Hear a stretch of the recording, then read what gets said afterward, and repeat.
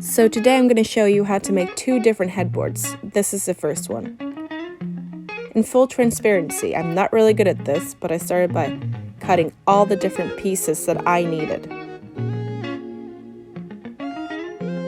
Then I drilled holes into where I would later have my screws to put it all together.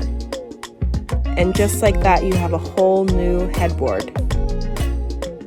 And you can decorate it how you want. But when you get sick of it, you can remodel it into this one, using whatever fabric or thread that you want, but I used U-twine. Then you want to continue doing this until you covered your whole headboard. Just be sure to make it really tight. And just like that, you have a whole new headboard.